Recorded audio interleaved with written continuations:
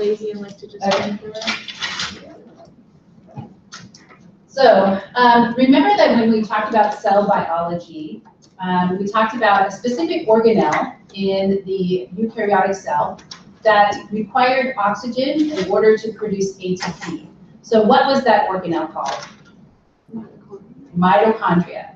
So remember that the mitochondria inside of our cells require oxygen. And this is really the only reason why we actually have to breathe in oxygen, and we also have to get rid of carbon dioxide. And so it's all based upon what is happening inside an organelle inside of our eukaryotic cells.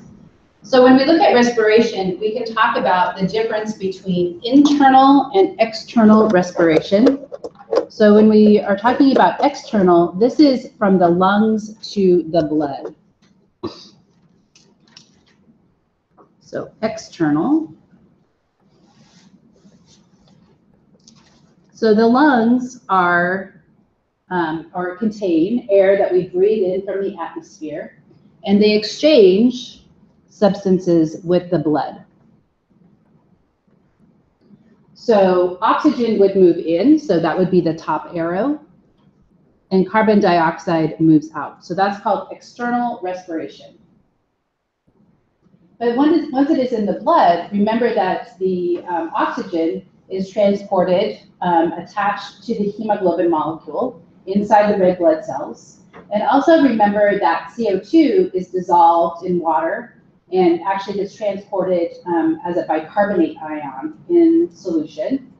So we also have to have internal respiration, where it goes from the blood to the cells. Okay, so this would be in the tissues. And again, oxygen is transported from the blood to the cells. And oxygen is interesting because it can diffuse directly across the surface of the cells. It can be dissolved in water, and it can be transported that way. And then carbon dioxide has to be removed. Okay, so carbon dioxide is a waste product of what we call cellular respiration. So when we look at our respiratory surface, we have what is referred to as the conducting zone. So that is just the areas of the body that are transporting the air, okay? And so the conducting zone would include, for example, the nasal cavities.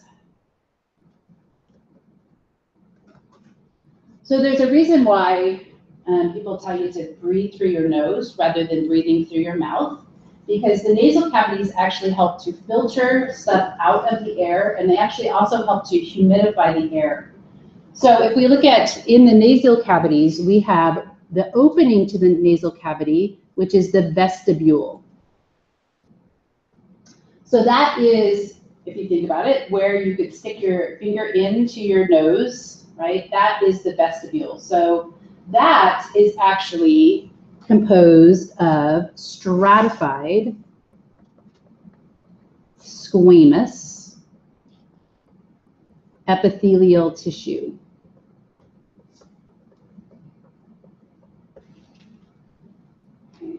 We also have sweat glands located there. We have hair, so we have nose hairs. Okay. And we also have sebaceous glands. So sebaceous glands are associated with hair follicles, and they produce an oily substance called sebum. Okay. So when we think about the nasal cavities, the hair helps to capture stuff, right? The sweat glands help to humidify the air, which we'll talk about the significance of that. And this all is a filtration device, right? So it's kind of, I always think I'm being so silly because when I'm in a really dusty area, I tend to not like to breathe through my nose because I don't want it to get all clogged up, right? So then I breathe through my mouth, and that is actually the exact opposite thing you want to do, right? So you actually don't want to breathe through your mouth, because if you do that, you're going to take the dust and it's going to get inside your lungs, and then you're going to have to deal with that, right? right? And so that's a bad thing. So we actually want to breathe through our nose. So when we look into the rest of the nasal cavity, right? So if we look at up in the inside of the nasal cavity, we have what is called the respiratory mucosa.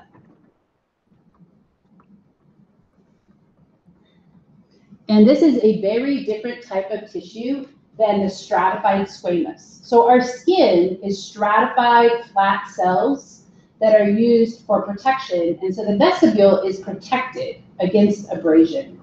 But when you get up into the inside of the nasal cavities, it is not protected. And so it can bleed really easily. So you wonder why do you get nosebleeds? It's because of the respiratory mucosa. So this is said to be pseudo-stratified, which means that it really is not stratified. It's really just a single layer of cells. And it is ciliated. So instead of hairs, there are cilia on the cells. And cilia are just cytoplasmic extensions of the cells. Okay? So pseudostratified ciliated epithelial tissue. Actually, it's columnar, sorry. Columnar epithelial tissue. So rather than being flat, it's column-shaped. Okay. So this can be easily damaged, right? So it can bleed. And then you can also, this produces mucus. And so the mucus is another type of trap.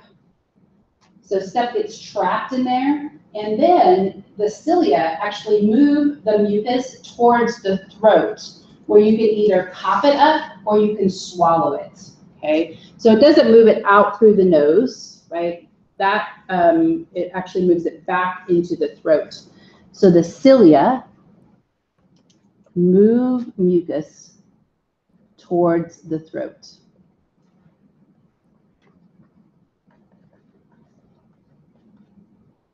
Right, because you wouldn't want that mucus to accumulate in that particular area. Okay. Within that deep part of the nasal cavity, we have what are called nasal conchae. And these are little extensions of the underlying cartilage that actually function to create turbulence in the nasal cavity. So these are extensions that create turbulence. So you don't want to just breathe the air in. You want the air to go in, and you want it to kind of circulate inside of your nasal cavity, so stuff will drop out of the air and be caught by the mucus, okay? So if we look at an example of a picture of this,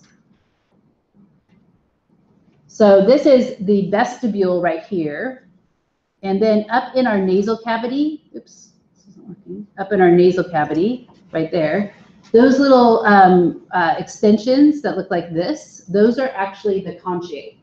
And if you look at this in a cadaver, this is what it looks like. So this is a frontal section. So if we look at the vestibule, this would be located right here. And you can see that there's nose hairs there, right? This up in here is not where you can actually stick your finger, right? Because it's too narrow through this opening. But these are the nasal conchae, and they are covered by that respiratory mucosa. Now, something really interesting is located in the superior region of the nasal cavity. So we have what is called the olfactory epithelium. So this is in the superior region of the nasal cavity. And these include olfactory nerves. So this is actually nervous tissue. So sitting up in the skull is your olfactory bulb. And then dangling down and through what is called the cribriform plate. I don't know if you remember when we talked about this. The cribriform plate, you have these nerves that come down from the olfactory bulb and into the nasal cavity. And you can actually see that they have these little extensions that kind of just stick down in there. So that when we breathe stuff in, when we breathe air in, there are odorant molecules that can bind to specific receptors on the surface of those nerve cells. And those nerve cells can generate an action potential, and then it can go to your brain and you can recognize, oh, that's the smell of coffee, right? So you can recognize different smells based upon the molecules that are in the air that you breathe in. So if we look at the back of the nasal cavity, there is an opening here, which is called the pharyngotympanic tube. Does anybody know where that goes to?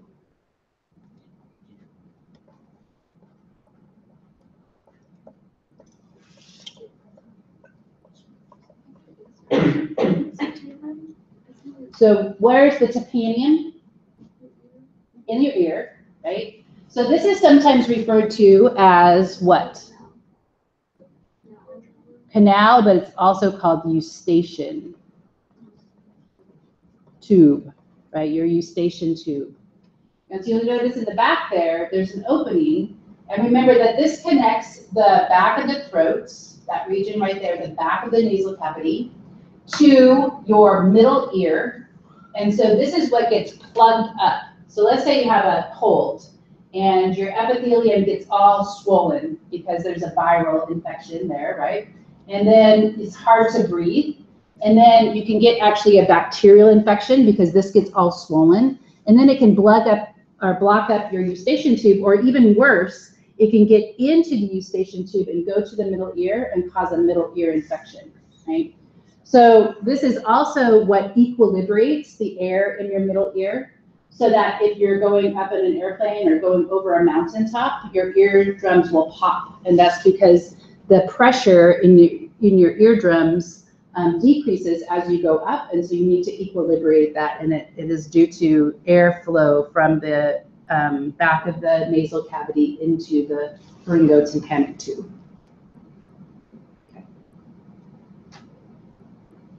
Also notice that we have the nasal cavity and the oral cavity are completely separated. So we looked at the skeleton. This would be the hard palate, and this is your soft palate back here. So the hard palate is due to the palatine bone. It's kind of interesting because amphibians and fish do not have a separation between their, well, specifically frogs and amphibians do not have a separation between their nasal cavity and their oral cavity. So when they breathe in air, it just comes right into the one huge cavity, and then they have to gulp the air to get it down into their lungs. So the first time you see this evolutionarily is actually in reptiles. We see the evolution of the separation between the nasal cavity and the oral cavity.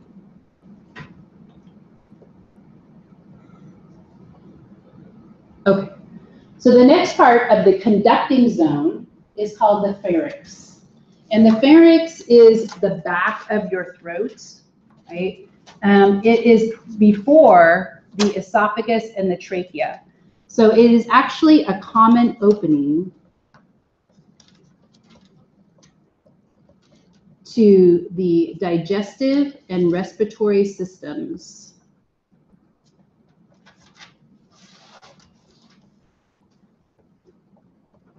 Which is kind of a weird arrangement. So in a lot of organisms, say insects, for example, they have a mouth, and then they have holes in their abdomen through which they breathe. So they do not have a common opening. But when we look at vertebrates, all vertebrates, even fish, have a common opening to their swim bladder and their digestive tract. And so this seems to be kind of a byproduct of evolution. It might not be the best way, because oftentimes we can get food down into the respiratory system and we can suffocate because we can't breathe, okay? So when we look at the pharynx, there are three parts that you need to know. The first part is the nasopharynx. So this is next to the nasal cavity. And it has that respiratory mucosa, so it is a single layer of cells.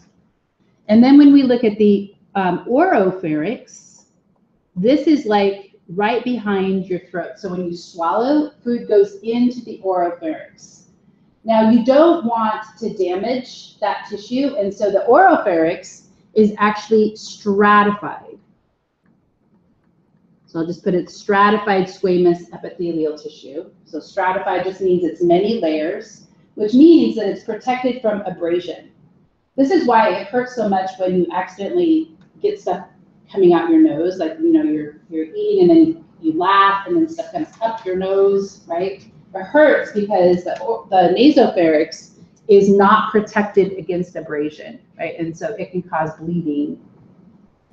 We also have the laryngopharynx. So the laryngopharynx is next to the larynx, right? And so this is near opening to the respiratory system.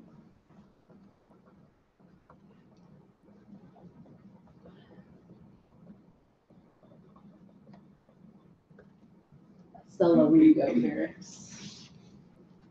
Generally, we do not want food to go down there, right? And so this is going to connect to the trachea.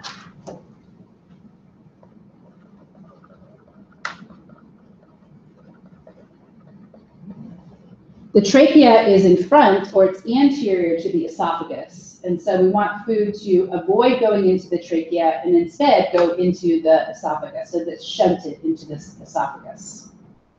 Okay.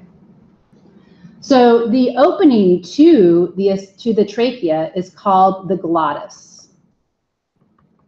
So this is just, that's those two T's. The glottis is the opening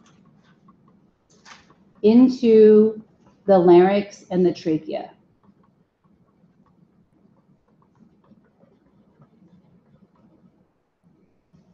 So what protects or what prevents food from going into your trachea? Does anybody know? What is it that shuts the glottis in order to shut food into the esophagus and not into your trachea? Epiglottis. Yes. Yes. Okay. So the epiglottis is connective tissue that serves as a flap to close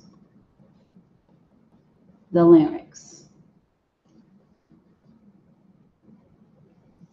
So it is actually a type of, I think it's, oh gosh, elastic cartilage, I think. So it actually it's actually a mechanical valve. So food presses against it and it shuts. So it's not like your nervous system sends a signal to it, causing it to shut. The food just traveling down through will push on it, and then it shuts off the esophagus. It shuts off the trachea, and the food goes into the esophagus. Okay, so if we look at a diagram of the parts you need to know, this would be the nasopharynx right here. Right? So that's above the opening to the oral cavity. So this would be the oropharynx. Okay, and then this is the laryngopharynx. And then notice from there, there's no more pharynx, right? So it branches into the esophagus posteriorly and the trachea anteriorly. Okay. Notice this tissue right here, the epiglottis. I guess it's hyaline cartilage because they have it in blue. So the epiglottis, if food was to come down through the mouth, it could actually push on this and it would cause it to close and close off the glottis. Okay, so the next part of the conducting zone is the larynx. So when you say that, people like cough on their food, and, they're like, oh, are you okay? And they're like, wrong too. Does it go into your esophagus? Okay. So if it does go into your larynx, you'll have a coughing reflex. And so you'll try to cough it back up to keep it from going any further, right? And that's what that Heimlich maneuver does, is it forces it up and out through the larynx, because it usually gets stuck in the larynx. Okay. So the larynx is connective tissue. It's a cartilage, and so we have two parts of it. We have the larger, what is called, oops, not trachea. We call it the thyroid cartilage.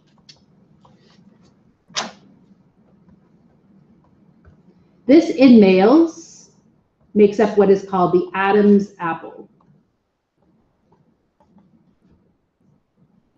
Females also have it, it's just not as big, right? So you can kind of feel the back of your throat. And this is the large cartilage that makes up most of that area, the larynx. There's also a smaller cartilage underneath the thyroid cartilage, which is called the cricoid cartilage. That's the second part of it? This is the larynx, yeah. So it's made of the thyroid cartilage and the cricoid cartilage. And then from there, it goes into the trachea, and the trachea has its own cartilaginous rings. Okay. The cricoid is actually a ring of cartilage. So it's a complete ring around that area, the larynx. Okay. So if we look at a picture of the larynx, it looks like this. So this is your thyroid cartilage. This is your cricoid cartilage, and these are the cartilaginous rings that make up the trachea that keep it supported so that air can kind of move down. Also notice that this is the hyoid bone. There's muscles that attach from above to that hyoid bone, and so the hyoid bone actually helps to support the cartilage. So you notice that there's ligaments that connect down into there. Okay. So if we look at one function of the larynx, that is interesting. One function of the larynx is that it is used for vocalizations. And so notice that we have in here what are called the vocal folds, and they are white. So the vocal fold is what is referred to as the true vocal cord, and these are ligaments. So they are white. There's also a folding of the tissue, and that's sometimes referred to as the vestibular fold. And these are the false vocal cords. So they actually don't make the sound. So we can force air through the larynx, and those vibrations of those vocal cords can cause a sound to occur. So most of that, it can be on the inhale, but most of it's on the exhale. So as we exhale out, we cause that to move. And then obviously we use our tongue and our oral cavity in order to take those sound waves and to morph them so that we create different sounds. Okay. So I'm going to show you a little video that shows the functioning of the vocal cords and how they work, and kind of also their orientation. Because notice that I just want to point out here, notice that they're horizontal, but when they stick a camera down in there to actually look at them, they'll actually appear to be vertical, but they're actually horizontal in nature.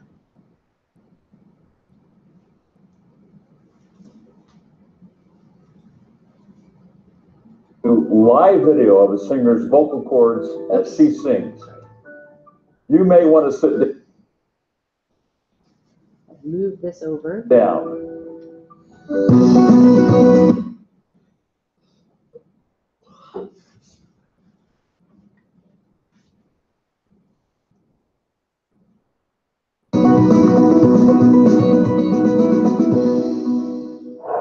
Hi, I'm Chuck Gilmore with Power to Sing. Many students feel singing is a great mystery. They don't understand how their voice works, why it works the way it does, and what's involved with singing. It all begins with the vocal cords. Specialists look at your vocal cords with a flexible or a rigid scope. The flexible scope is a small cord with a camera at the end of it. It's inserted through the nose and extended down the throat to see the vocal cords. The rigid scope is like a large pen with a camera at the end. It's used looking into the mouth and throat. Both images look like this. This can be confusing because the vocal cords are horizontal in the throat, like this. They are not vertical, like this. When the scope sees the chords and projects it on a monitor, they look like they're vertical or up and down. Vocal cords, sometimes called vocal folds, are located in the mid portion of your neck, about halfway down, between the top and the bottom of your neck. There are two vocal cords, and they're connected to the front of your neck and open and close in the back, towards the back of your neck. They're located inside the voice box, or larynx. The cords sit at the top of your windpipe, or trachea. Men can feel the top of their voice box, often called the Adam's apple. Women have the same thing, but it's smaller and harder to feel with your finger. Your vocal cords are just behind the Adam's apple. Now, women can sometimes feel their Adam's apple by placing their finger here and gently pushing in on their neck. And about the first lump that you feel is the top of the larynx. About halfway down your neck, you feel that small lump. That's your Adam's apple, ladies. And your vocal cords are just behind it. I can feel a small V right in the center of the top of my Adam's apple. That's the cartilage. Now, at birth, our vocal cords are about the same length, approximately 2 millimeters. By age 20, women's cords are about 10 millimeters and men's 60 millimeters in length. The change for men is much greater, and this causes a deepening of the voice and can make singing during the vocal change much harder. Vocal cords are tissue and are three-dimensional. That means they have length, width, and depth.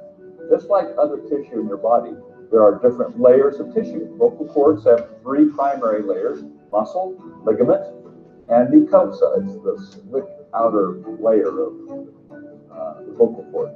The vocal cords open when we breathe and come together when we make noise with our voices, and are covered up when we swallow. The type of lid called the epiglottis closes over the vocal cords when we swallow. Sometimes fluid gets through and we cough to clear it out. When air passes through our vocal cords as we speak or sing, they create a series of sound waves, which we can hear. This series of sound waves we call vibration. The vocal cords create the initial vibrations, which is the initial tones we hear that begin the sound we make, speaking and singing. Now watch and listen as these vocal cords create the vibrations that become our voices.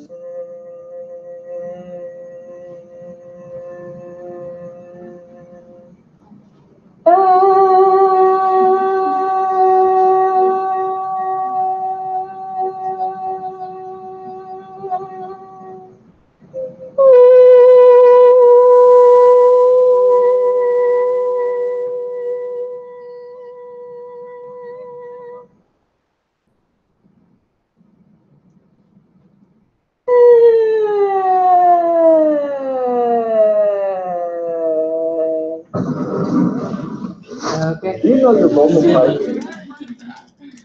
Okay, so that's frequency, right? The more sound waves that are produced is higher pitch, and then the fewer sound waves that are produced is lower pitch. Okay, so that's vocalization. And obviously, sometimes when you get sick, sometimes when you get sick, you can get laryngitis, right? Which makes the vocal cords kind of get sore, and they also can be swollen, and that can affect your ability to speak.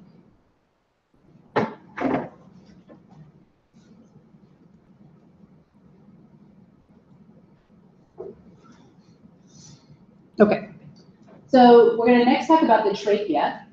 So moving down through the larynx, we come to the trachea, and the trachea has cartilaginous rings. Is this also part of the conducting zone? Yes.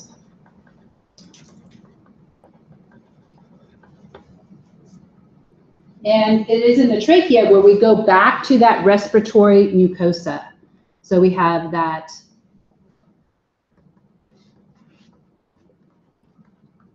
pseudostratified, columnar, ciliated epithelial tissue. So obviously the trachea is not designed for the movement of food because it would bleed if food gets down in there. Sometimes we have to bypass the oral cavity in order to get air into the respiratory system. So you can have what is called a tracheotomy. Tracheotomy, which creates a hole in the trachea so that you can get air directly into the lungs. So that would be a big problem if for some reason there's swollen and your pharynx is swollen and you're not able to breathe. Normally, you can create a hole in the trachea. Okay. So it has cilia and mucus, but the cilia moves the mucus back towards the throat.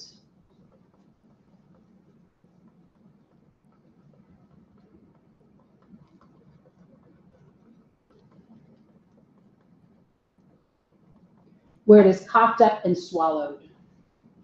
Because when we think about our lungs, they are actually a blind-ended sac, right? So air comes in, but then it has to go back out through the same route. So it's not like the mucus could go anywhere. It has to come back up and be coughed up and swallowed. And so we actually do that quite a bit. And it always is kind of ongoing so that we're actually not even aware of the mucus that is being produced. It has to move up.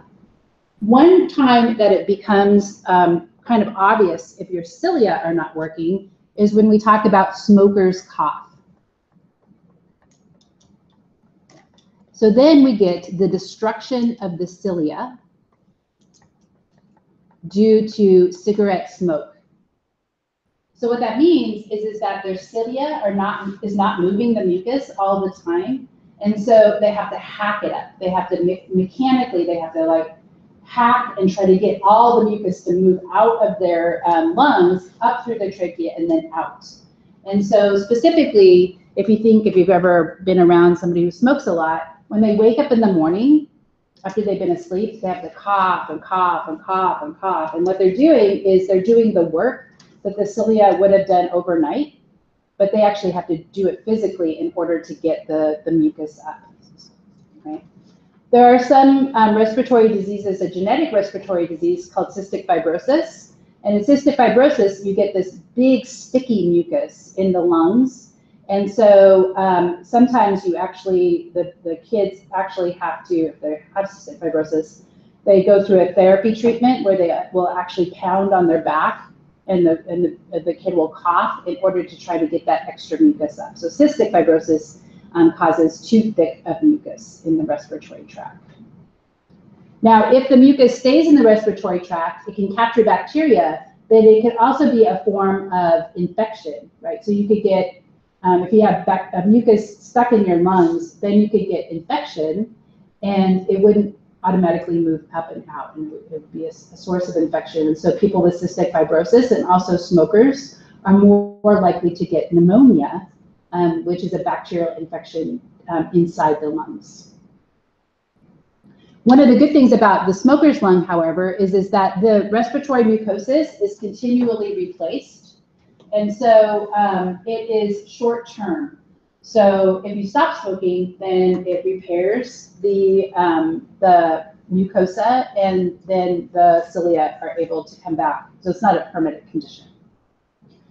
Okay, so if we next look at the lungs. Oops, actually, yeah. So that was also the conducting zone. So the next thing that we want to talk about is the respiratory zone. So this is actually where we have gas exchange. So this is the respiratory zone. So this is where gas exchange takes place between the air and the blood. Oops, takes place.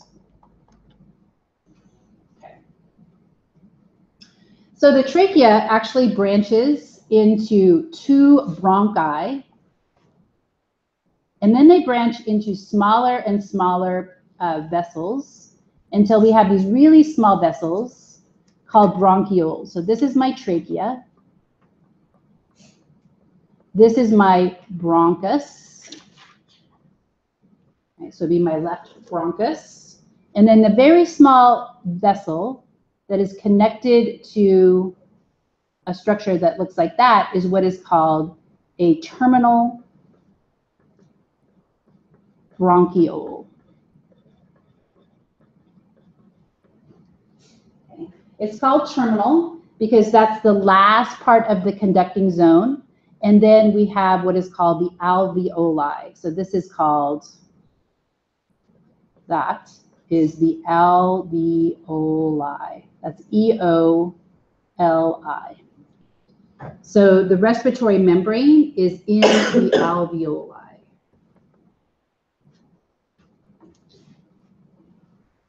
You'll notice that it is has many different nodes to it, and that is that actually increases the surface area over which gas exchange can take place. So you notice that there's this, and you want to think of it as this is just two-dimensional, but obviously I'll show you a picture which shows it as being a three-dimensional structure.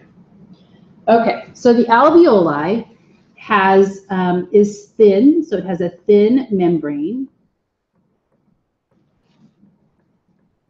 So this is simple squamous. So simple means it's not stratified. It's a single layer of flat cells.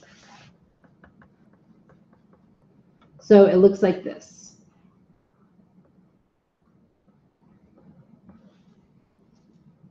It's thin. The second thing that it is moist. And the reason why the respiratory membrane has to stay moist is that it has to, the gas actually has to be dissolved in water before it can diffuse across the surface of the membrane. So gases like oxygen must be dissolved in water to diffuse across the membrane. So this is a major source of water loss in the body via evaporation. Right? So if you're out in the desert and the air is really dry, we're going to then have to produce more water, right? We're going to keep the respiratory membrane moist, right? Inside, we're actually maybe going to sweat. Our nose is going to sweat. We're going to try to humidify the air. But you're eventually going to lose a lot of water via evaporation from the respiratory system. So we all kind of know this, like if you, when you breathe out, there is moisture in the air. So if you're sitting in a parked car, pretty soon the windows will fog up. And that's from the water that is lost from your respiratory membrane as you breathe out, right? Also, like if you have a wood stove, right, it's very, very dry heat. And so you might wake up in the middle of the night really thirsty and dehydrated because you've lost a lot of water via evaporation. So it must be moist. And the third thing is that it must have a large surface area.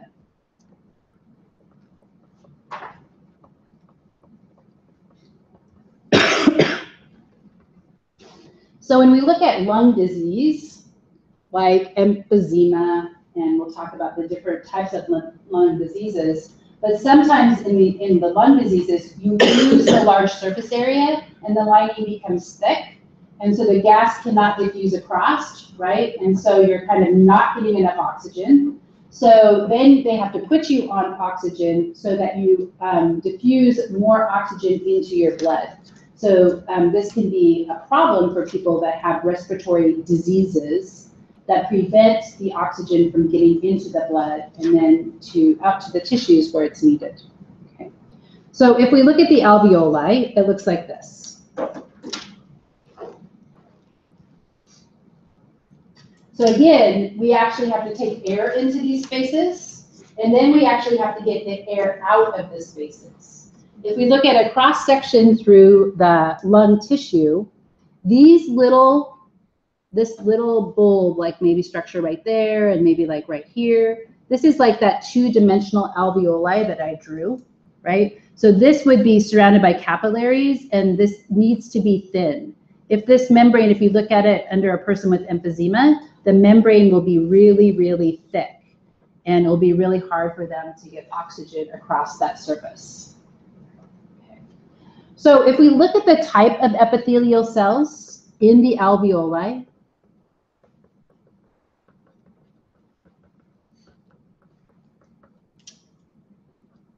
there's two types. The first one is just type 1, and this is what makes up the majority of it. So these are the epithelial, these are the flat cells, and these are structural.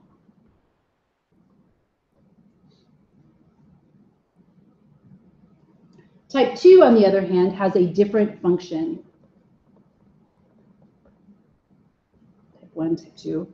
Type 2 produce a chemical called surfactant.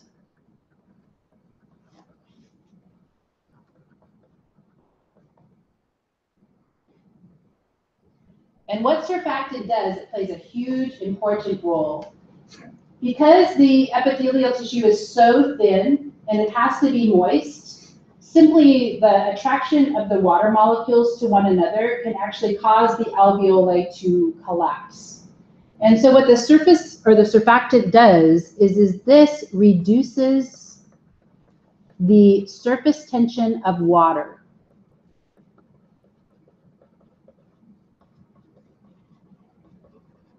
And it keeps the alveoli from collapsing.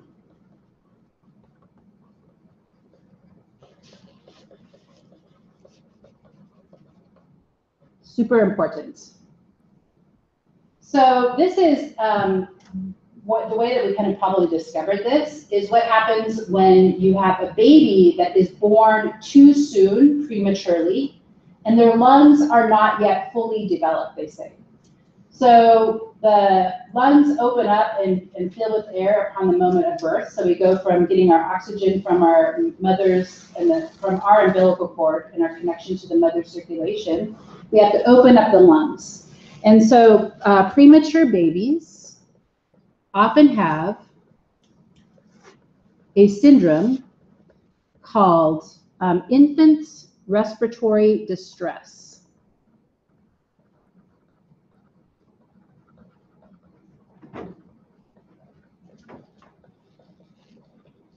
Syndrome. So this is abbreviated as IRDS, Infant Respiratory Distress Syndrome. And this means that their lungs are not yet producing surfactant. So the alveoli are all collapsed, and so they can't get oxygen. So there's two different ways that you can treat this, and sometimes they're treated simultaneously. The first way that you can treat it is that you can give them artificial surfactants. So you can cause them to inhale, so you can administer artificial surfactant. You can also, however, put them on a breathing machine, which is called a ventilator. So a positive pressure ventilator. And what this does is this forces air into the lungs.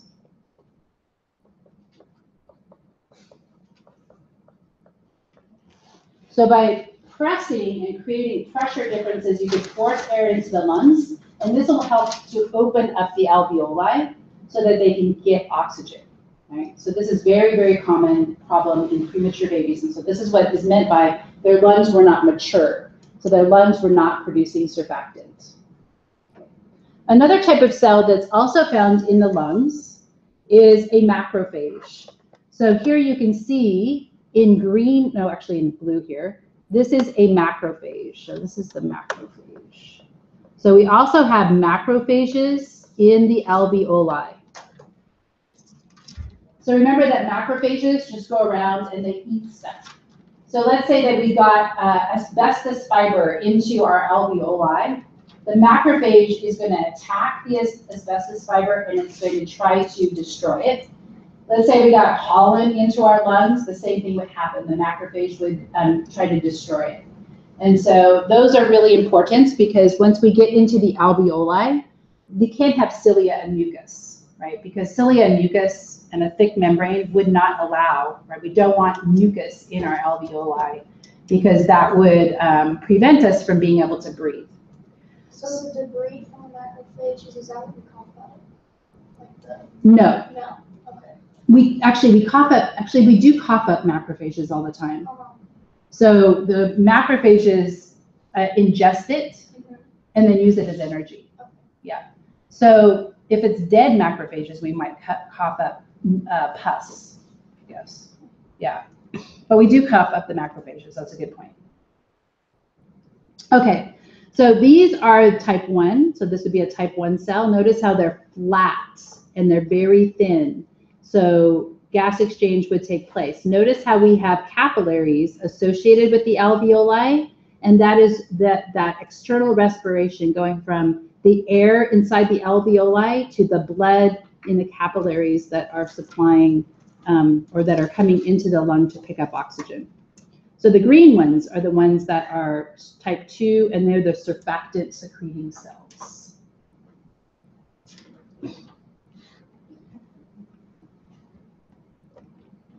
Okay, so let's look at the anatomy of the lungs. So the lungs are protected by the rib cage.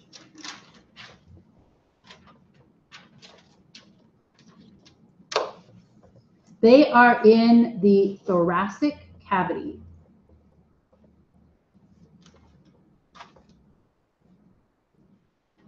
They are lateral to the heart. So the heart is also in the thoracic cavity, which is separated from the abdominal cavity by the diaphragm. One of the interesting things is that if we look at the lungs, they're different between the right and the left side. So the right side, so the right lung, is bigger. It has 3 lobes. So it has a superior lobe, a middle lobe, and an inferior lobe. And the left lung has only 2. Does anybody know why? We only have 2 lobes. Is the heart? Yes. So the heart sits off to the left. So if we put our right hand over our heart, the heart is right there. And so the left lung also has a cardiac notch. So this is where the heart sits.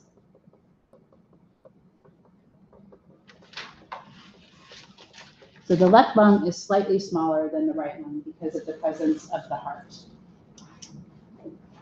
What are the 3 lobes, did you say? They're superior, inferior, and medial. And then the left would not have a middle lobe. It would just have the superior lobe and the inferior lobe. So if we look at a diagram of our location of our lungs, okay. So this is the cardiac notch right here. That would be kind of where the heart sits off to the side.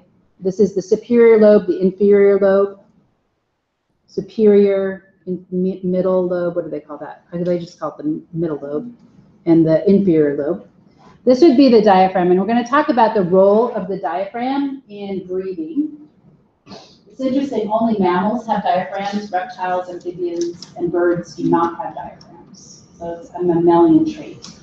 But it separates the thoracic cavity from the abdominal cavity, which sits below it, where our esophagus actually has to go down through the thoracic cavity, pierce the diaphragm, and then down to the stomach, which sits in the abdominal cavity.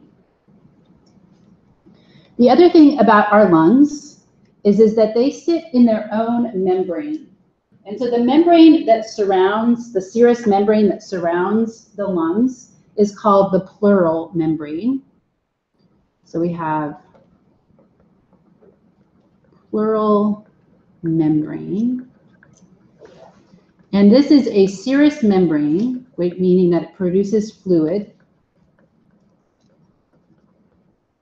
with 2 layers. So remember that the layer that actually attaches to the organs is called the visceral layer. So we have the visceral pleural membrane, the visceral layer. This attaches to the lungs. And then we have the parietal layer, which is the outer layer. And this creates a space in between them, which is called the pleural cavity. So this is the space between the two layers.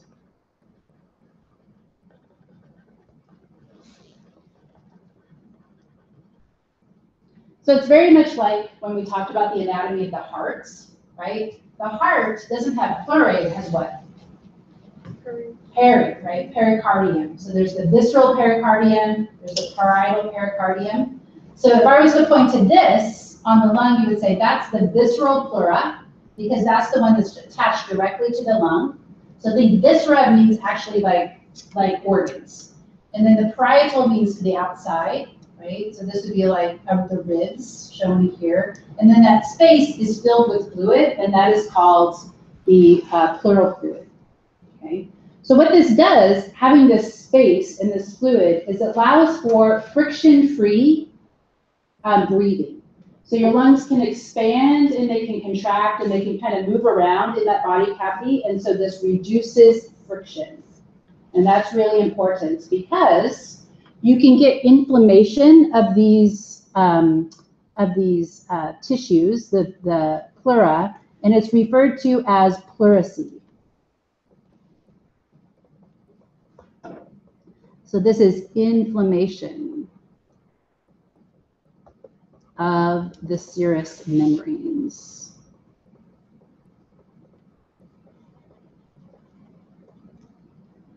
And this could be due to a viral infection, bacterial infection, but it makes breathing very, very painful. People have, if it's like excruciatingly painful to breathe, it could be a rib, like a damaged rib, or, but it could also be an infection of the serous membranes, which makes it the lung kind of rub.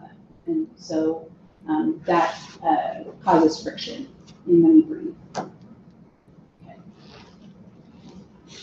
Okay. The other interesting thing is that your lung is compartmentalized, and you can see that there's actually different segments. And the interesting thing about this, these pulmonary segments, is that they have their own vascular supply, their own nervous system. And so the only thing you need to know about this is that because of this segmentation of the lungs, you can actually go in and remove a particular section, and it doesn't affect the functioning of the rest of the lungs. So these are called the pulmobronchial segments. My notes here, find it. Bronchopulmonary segments.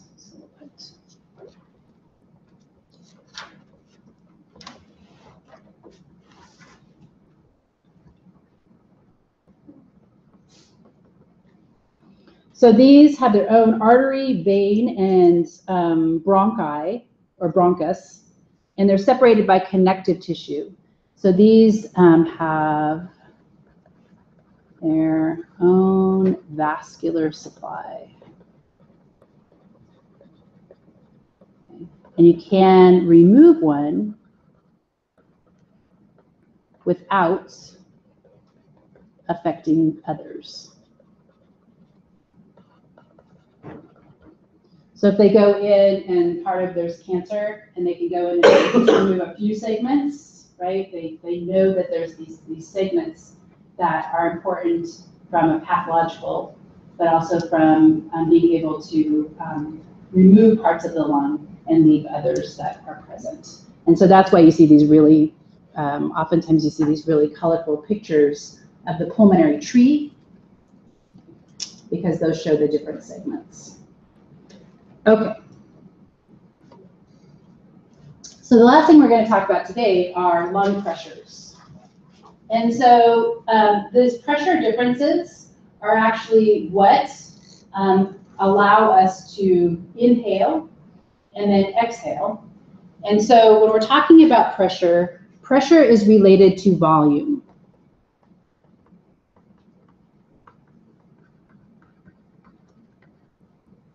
So this is a little physics demonstration, right?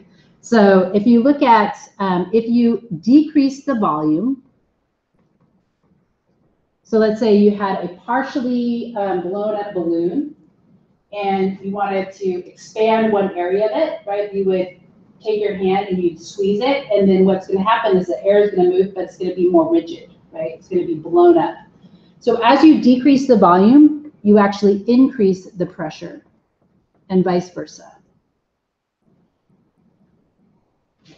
So this is important in ventilation, but it is also important in keeping the lungs expanded and preventing the lungs from collapsing. Okay. So we have what are called intrapulmonary pressure. So this is in the alveoli.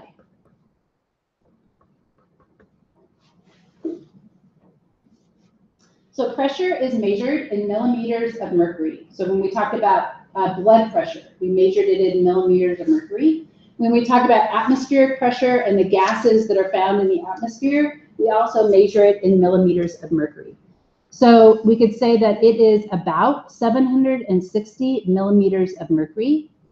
That is standard atmospheric pressure when you are at sea level and there's no storm. So it's kind of, atmospheric pressure does change with weather patterns. So we'll just say it's about 760 millimeters of mercury. Okay. We can also talk about the pressure inside the pleura. So we have the, let's see if I can get this right.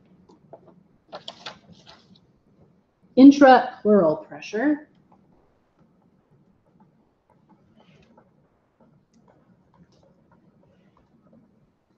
This is in the space between the pleurae.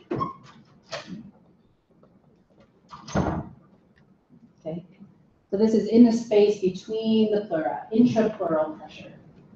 So it is generally about 756 millimeters of mercury. So this is a negative pressure. And what it's going to do is this difference in pressure between intrapulmonary and intrapleural actually keeps the lungs inflated. So the difference in pressure. So you say that was negative 700? Yeah, no, it's 756, but the difference in pressure is actually a -4 millimeters of mercury.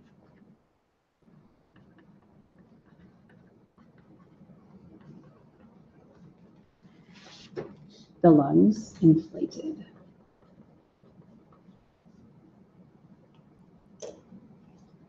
Okay. So this negative pressure actually causes the lungs to expand, right? So if we look at a diagram that shows this difference, this would be inside the lungs, right? So the difference, the difference is about 4 millimeters of mercury. Now this is significant because you could possibly get air into that pleural cavity, right? So you could get air into that cavity, and then they could actually cause a buildup of pressure, and the lung could collapse. Okay. So what this is referred to is find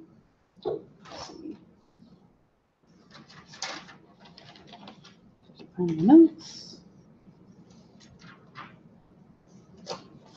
This is called atelectasis,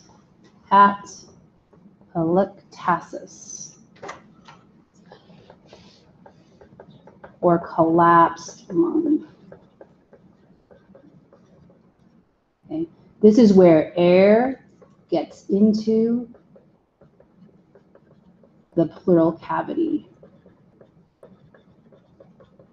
So you have an increase in pressure, which causes the lung to collapse.